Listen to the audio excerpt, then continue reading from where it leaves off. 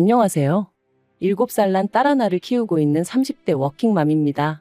남편하고는 얼마 전 완전히 남남이 되었고요. 솔직히 좋은 이야기도 아니다 보니 어디서부터 어떻게 시작해야 하나 감이 잘 안 오긴 하는데 그래도 한번 그간 살아온 날도 돌아볼 겸 제 이야기 좀 해보겠습니다. 두서가 없더라도 들어주세요. 남편하고 헤어지기 전까진 같이 식당을 했지만 처음 만난 건 회사에서였어요. 원래는 서로 다른 부서에서 근무하다가 남편이 저희 부서로 오면서 가까워졌네요. 그렇다고 특별한 계기가 있었던 건 아니고 지금 생각해보면 매일같이 부딪히다 보니 정이 들었던 것 같아요. 그리고 남편이 언젠가부터 저한테 적극적으로 다가오면서 저도 그런 남편을 밀어내지 않았고 하긴 이런 이야기가 지금에서야 뭐가 중요하겠어요.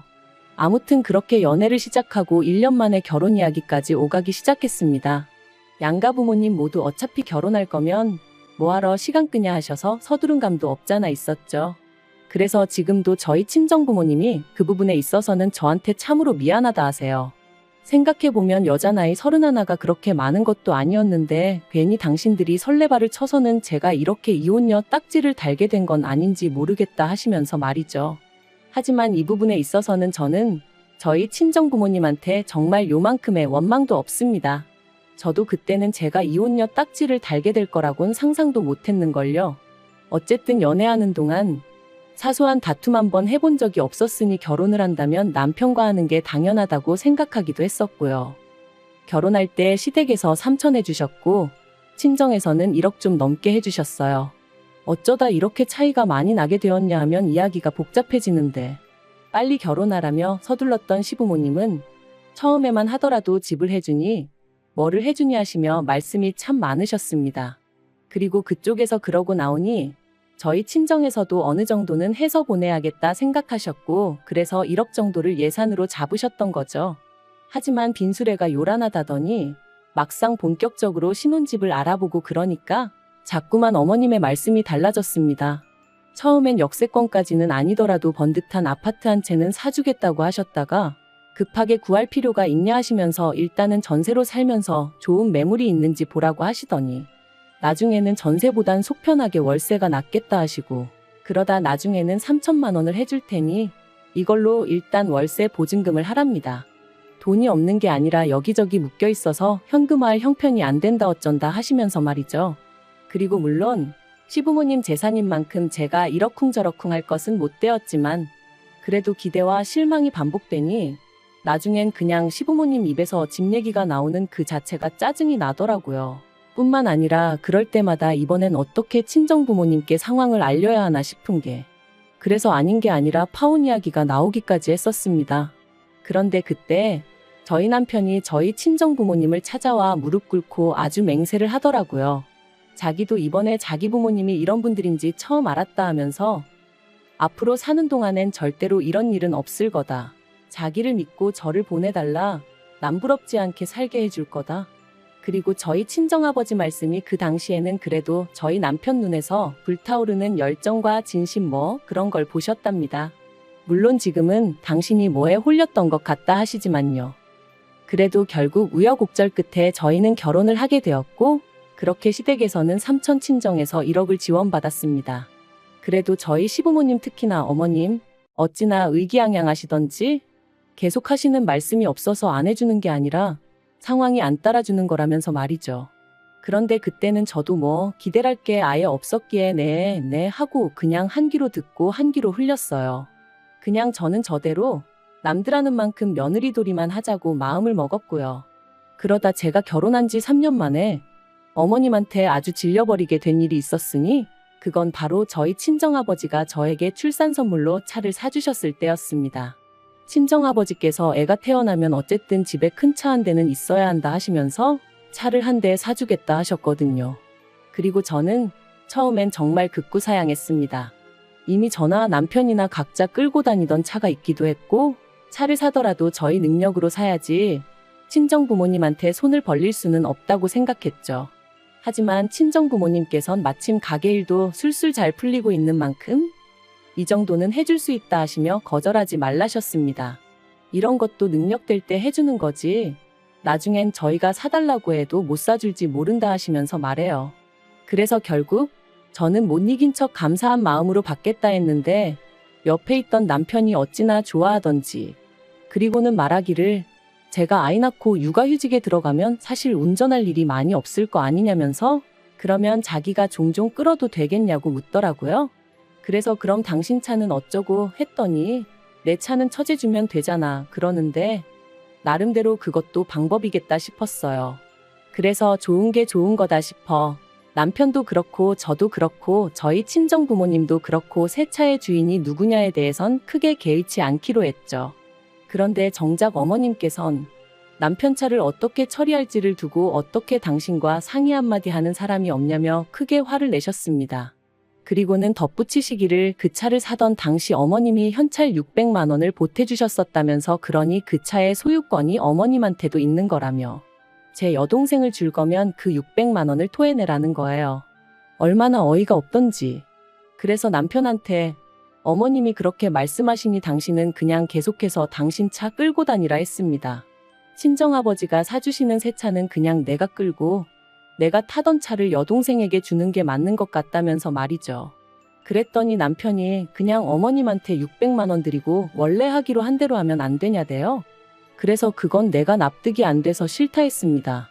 당신 총각 때 보태주신 돈을 그것도 빌려주신 것도 아니고 그냥 주신 거라면서 이제 와서 왜 그러시는 건지 이해가 안 된다고. 그러니 못 드리고 드리기 싫다 했죠. 그랬더니 남편이 그러지 말고 용돈 드린다 생각하면 안 되겠냐는데 거기서 짜증이 팍 나더라고요. 솔직히 이렇게까지 비교는 안 하려고 했지만 남들은 며느리가 임신했다고 용돈 주고 애 낳을 때 되면 산후조리 비용도 대주고 그런다던데 저희 시부모님은 그런 거 제 앞에서 입도 뻥끗 안 하셨어요. 그래도 뭐 사람마다 사정이 다른 거니까 그러려니 했지 서운한 기색 단 한 번도 내비친 적이 없었거든요. 그런데 이제 뭐 돈까지 내놓으라 하니 제가 기분이 어땠겠어요? 그래서 남편더러 그런 뻔뻔한 소리는 좀 하지 말라고 했습니다. 임신 내내 좋은 것만 보고 좋은 것만 들으려고 노력했는데 막판에 어머님이나 당신 때문에 스트레스 받기 싫으니까 조심 좀 하라면서 말이죠. 그랬더니 남편도 더는 말은 안 했지만 생각할수록 어머님 심보가 어찌나 얄밉고 괘씸하던지 정말 그나마 그래도 남편을 세상에 있게 해주신 분이니 잘해드려야지 했던 마음이 아주 산산조각이 나는 기분이었네요. 그리고 한편 지금으로부터 3년 전 저는 고민 끝에 퇴사를 했습니다. 쉬운 결정은 아니었지만 코로나로 인해 친정 부모님의 가게가 휘청이기 시작했고 회사는 회사대로 인력 감축이다 뭐다 말이 나오기 시작했는데 저랑 남편은 사내부부다 보니 이래저래 불안한 말들이 들려오더라고요. 참고로 회사가 규모가 크지 않다 보니 듣고 싶지 않아도 들려오는 이야기들이 많았죠. 아무튼 그래서 고민 끝에 제가 회사를 나왔습니다. 그리고는 그간 친정 부모님이 운영하시던 가게를 어떻게 하면 보다 효과적으로 운영해 나갈 수 있을지 고민하면서 친정어머니랑 같이 신메뉴를 개발하고 정말이지 눈코 뜰 새 없이 바쁜 나날들을 보냈던 것 같아요. 그리고 다행히 정말 고생 끝에 낙이 온다더니 코로나가 잠잠해지기 시작한 무렵부터 조금씩 가게의 분위기가 달라지는 게 느껴졌습니다. 소위 흐름을 타는 게 느껴졌달까요? 젊은 사람들 사이에서 맛집으로 꼭 한번 가봐야 하는 집으로 입소문이 나기 시작하면서 언젠가부턴 가게가 문을 열기도 전에 사람들이 와서 줄을 서기 시작하대요.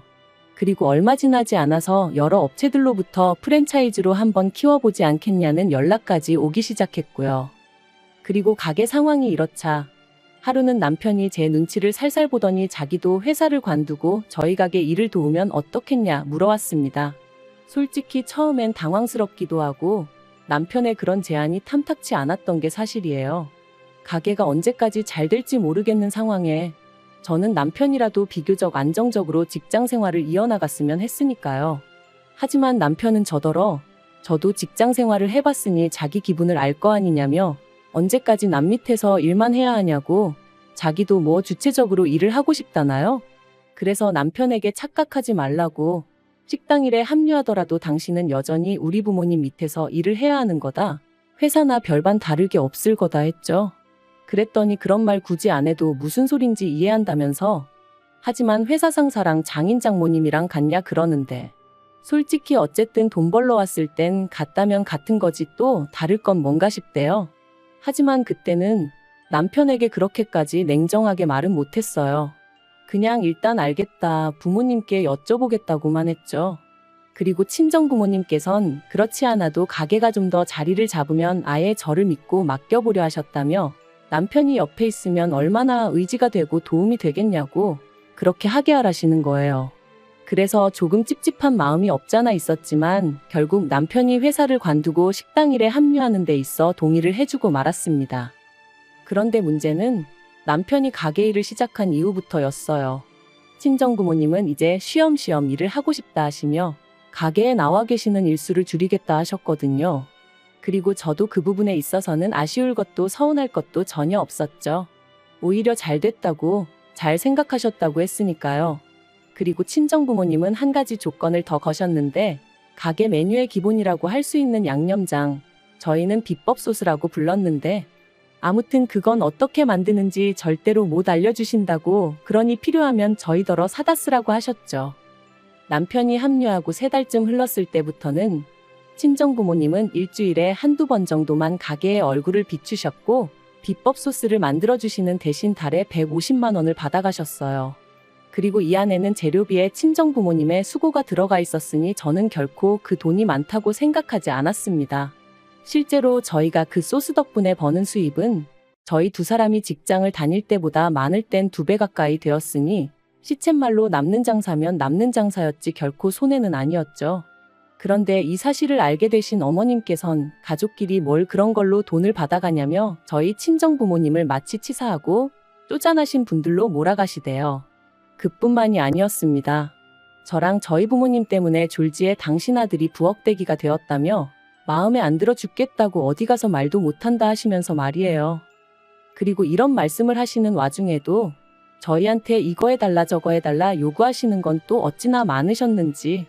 솔직히 저희 친정부모님의 비법 소스 덕분에 돈을 벌었으니까 그 돈으로 어머님이 좋아하시는 이것도 해드리고 저것도 해드릴 수 있었던 건데 그런 건 또 전혀 생각을 안 하시는 눈치였어요. 지금 생각나는 대로 하나둘 하소연을 하다 보니 좀 두서가 없긴 한데 따지면 따질수록 저희 어머님은 정말이지 당신 입장밖에 모르시는, 그 와중에 주제 파악은 안 되시는 분이셨네요.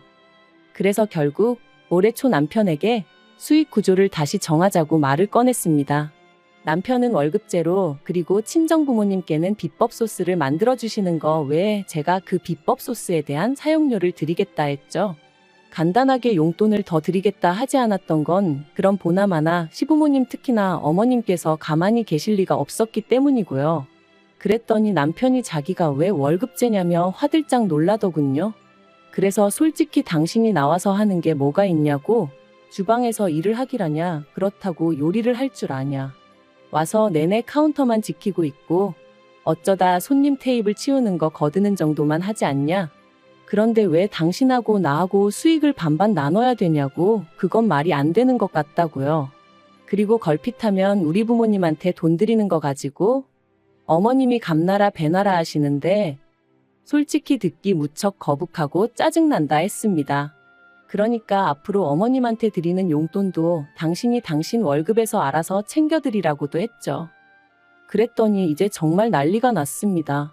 가뜩이나 자기한테 장부를 투명하게 오픈하지 않는 것도 섭섭했고 자기가 봤을 땐 그 비법 소스인지 뭔지 원가는 50만 원도 안 들 것 같은데 제 성격에 그런 거는 하나도 따져보지도 않고 그냥 장인 장모님이 150달러니까 그만큼 주는 거 보고 솔직히 자기가 저한테 너무 실망을 했대요. 반대로 그게 자기 부모님, 그러니까 시부모님이 그랬으면 제가 그렇게 대충 넘어갔겠냐면서요. 어이가 없었죠. 저희 부모님한테 가게를 받을 때 권리금도 한 푼 안 드렸어요.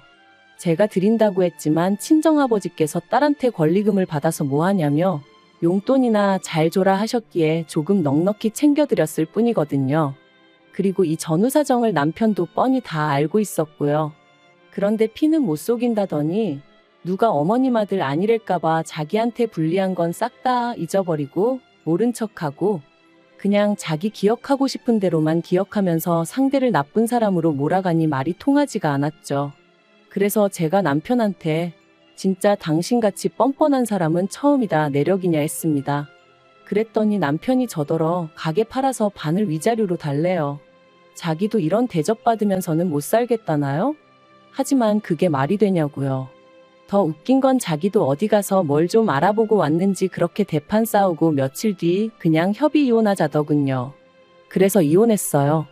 양육비는 안 받는 대신 남편이 못 만나가는 조건으로요.